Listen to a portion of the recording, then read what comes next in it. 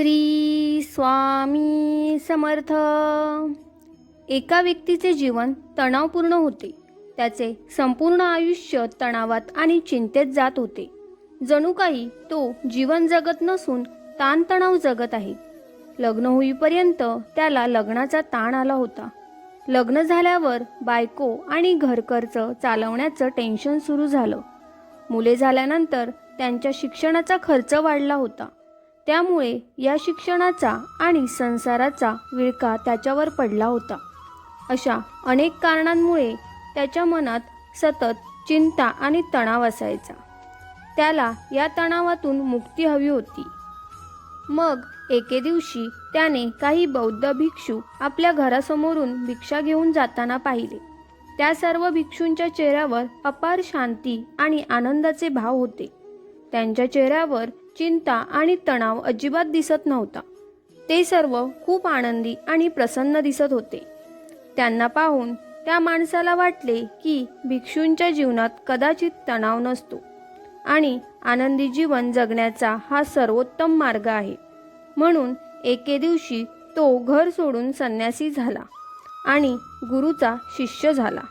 पण ताणतणाव हे काही गाव किंवा शहर नाही की ते मागे टाकून राहता येईल. त्या व्यक्तीला मानवी मनाच्या जीवनाचा त्याग करून शिष्य जीवनाचा अंगीकार करूनही त्याला आराम मिळाला नाही. तो तणाव आणि चिंतेनेही भरलेला होता. आता नवनवीन कारणांमुळे त्यांच्या आयुष्यात तणाव निर्माण झाला होता. आश्रमाचे नियम पाळण्याचा ताण, शिकवण घेण्याचा ताण, रोज गुरूंची आज्ञा पाळण्याचा ताण, भिक्षेचा ताण आणि सर्व शिष्यांमध्ये स्वतःला सर्वोत्तम सिद्ध करण्याची स्पर्धा, हे वेगळे टेन्शन. काही दिवस सर्व काही सुरळीत चालले होते. पण नंतर त्याला आपल्या कुटुंबाची आठवण येऊ लागली. त्याला काळजी वाटू लागली. आपल्या संसारिक जीवनात तसेच संन्यासी जीवनातही तणाव आहे असे वाटू लागले. तेव्हा त्याला वाटले की दोन्ही ठिकाणी तणाव आहे. कुटुंबासोबत राहण्याचं टेन्शन आहे, तसेच आश्रमात राहण्याचंही टेन्शन आहे. दोन्ही ठिकाणी तणाव असताना मी माझ्या कुटुंबासोबतच का राहू नये? या सगळ्याचा विचार करून त्याने आश्रमातून पळून जाण्याचा निर्णय घेतला.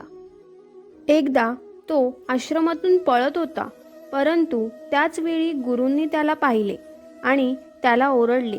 ते म्हणाले, तू ज्याच्यापासून पळत आहेस तो तुझ्या सोबत आहे. मग या सर्वांपासून पळून काय उपयोग? किती दिवस असाच धावत राहणार?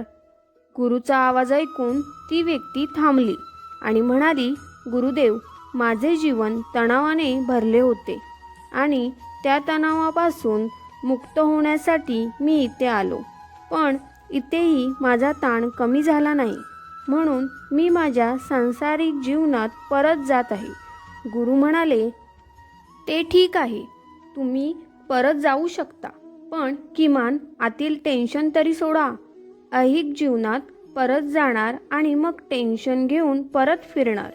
मग इथे येऊन काय उपयोग? यावर तो तरुण म्हणाला, गुरुदेव, हे शक्य आहे का?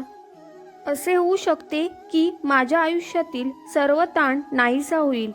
गुरु म्हणाले, का नाही? हे अगदी शक्य आहे, पण यासाठी तुला एक गोष्ट करावी लागेल. ते काम तू करशील का?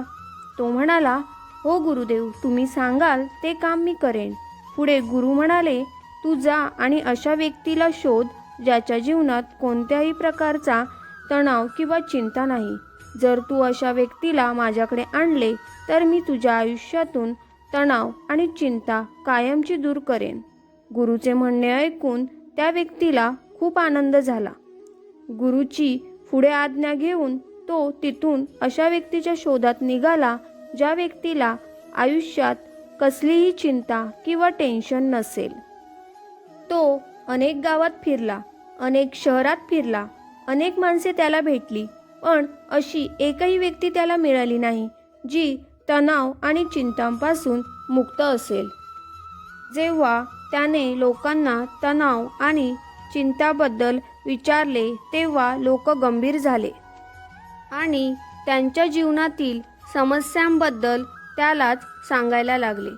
इतक्या समस्या वाढलेले की जणू या जगात त्यांच्यासारखा त्रासलेला आणि तणावग्रस्त दुसरा कोणीच नाही.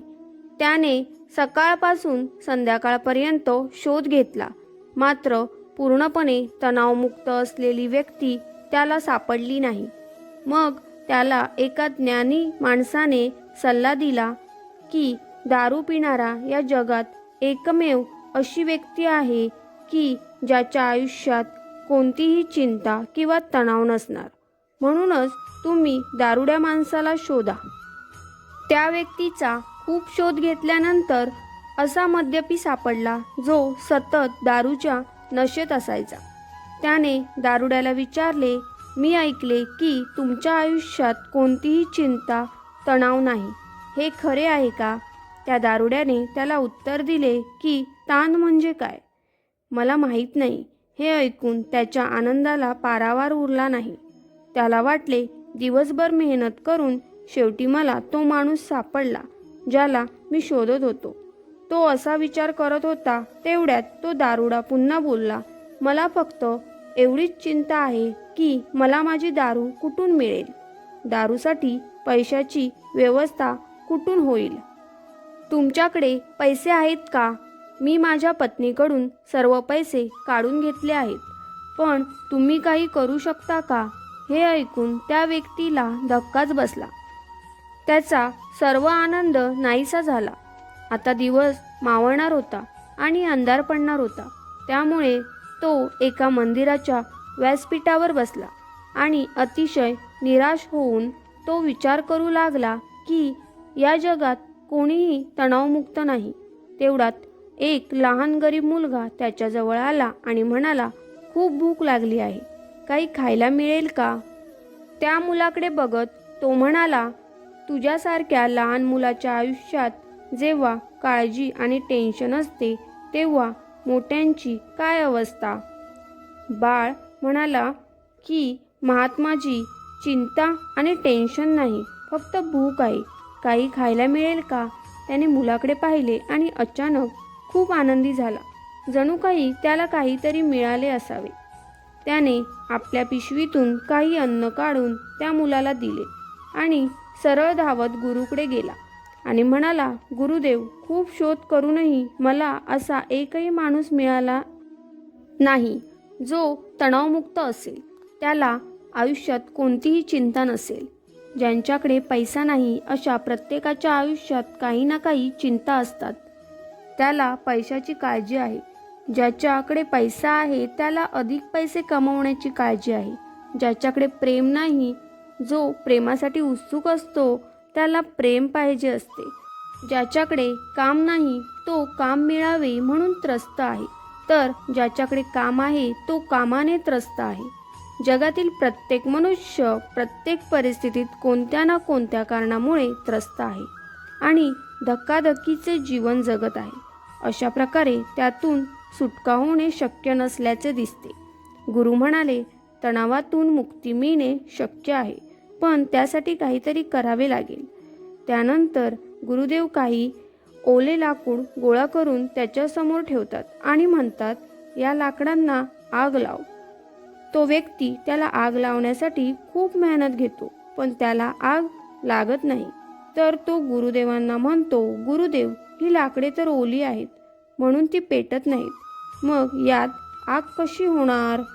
गुरु म्हणाले, मग आता काय करणार तू?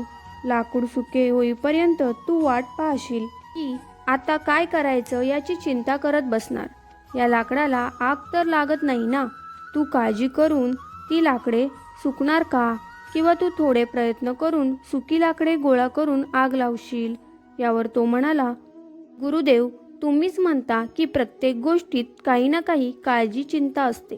गुरु म्हणाले, चिंता कशातही नसते, तर ती तुमच्या आत मनात असते आणि जिथे चिंता आणि तणाव असतो तिथे यश मिळणे अवघड होऊन बसते.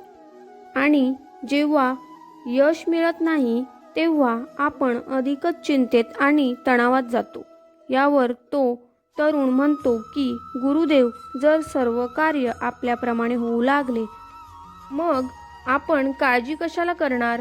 गुरु म्हणाले, माणसाच्या मनात चिंता आणि तणाव तेव्हाच निर्माण होतो जेव्हा त्याची परिस्थिती आणि मानसिक स्थिती वेगळी असते. म्हणजेच त्याला दुसरे काहीतरी हवे असते, पण त्याला दुसरेच काहीतरी मिळते. म्हणूनच जर एखादी व्यक्ती आपली परिस्थिती आणि माणूस यांच्यात समन्वय स्थापित करण्यास शिकली तर तो तणावमुक्त होईल. तरुण म्हणाला, पण हे कसे शक्य आहे? गुरु म्हणाले, जेव्हा आपण कोणतीही घटना स्वीकारतो तेव्हा स्वीकारून मग ती घटना आपल्याला ताण देऊ शकत नाही. अपघातात अपंग झाल्याने लोक सुरुवातीला खूप चिंतेत आणि तणावग्रस्त असतात, कारण त्यांनी त्यांचे अपंगपण अद्याप स्वीकारलेले नसते. पण हळूहळू ते स्वतःचं हे रूप स्वीकारतात. मग ते काळजी करत नाहीत आणि अपंग असल्याचा त्यांना इतका त्रास होत नाही जेवढा त्यांना सुरुवातीला होत होता. आयुष्यात काही समस्या येतात आणि काही समस्या आपणच निर्माण केलेल्या असतात. वास्तवात असताना फक्त विचार करून ती समस्या अस्तित्वात नाही. तरुण म्हणाला, गुरुदेव, मला काही समजले नाही. गुरु म्हणाले, तू तुझा संसार सोडून इकडे आलास. तरुण म्हणाला, कारण माझ्या आयुष्यात खूप तणाव होता. गुरु म्हणाले की इथे तुमच्या जीवनात कोणतेही टेन्शन नाही. तरुण म्हणाला, इथेही टेन्शन आहे. गुरु म्हणाले, तू सतत विचार करत बसू नकोस की माझ्याबरोबर वाईट का घडते. मी पळून गेलो नाही, ते करू शकणार नाही. सर्व लोक वाईट आहेत असे झाले तर माझ्या मते ते घडेल त्याला फार कष्ट करावे लागले. हे विचार आणि कल्पना तुमच्या मनात सतत येत नाहीत का? तरुण म्हणाला, गुरुदेव, होय, अगदी असेच घडले. जेव्हा मी गुरु बंधूसोबत आश्रमात राहिलो तेव्हाही आणि मी घरात असतानाही. गुरुदेव म्हणाले, समस्या ही तुमची चिंता आहे.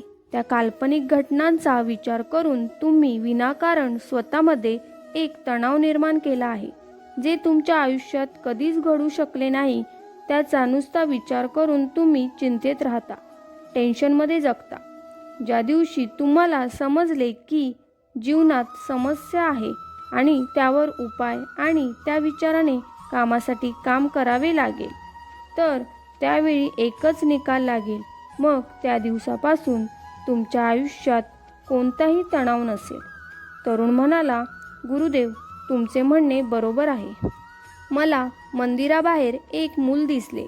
जेव्हा मी त्याला विचारले की तुमच्या आयुष्यात चिंता, टेन्शन आहे का, तेव्हा तो म्हणाला, ना चिंता ना टेन्शन, फक्त भूक आहे. त्यावेळी भुकेची चिंता ना टेन्शन, फक्त भूक आहे. त्यावेळी भुकेची समस्या त्याला समजली आणि त्यावेळी त्यावर उपाय म्हणजे अन्न, जे तो माझ्याकडे मागत होता. मी त्यावेळी ते समजू शकलो नाही. मित्रांनो, ज्या कामामुळे तणाव आणि चिंता निर्माण होत आहे ते काम पूर्ण करा. तणाव आणि चिंता आपोआप संपतील. ही फक्त एक छोटीशी गोष्ट आहे जी आपल्याला समजत नाही. श्री स्वामी समर्थ.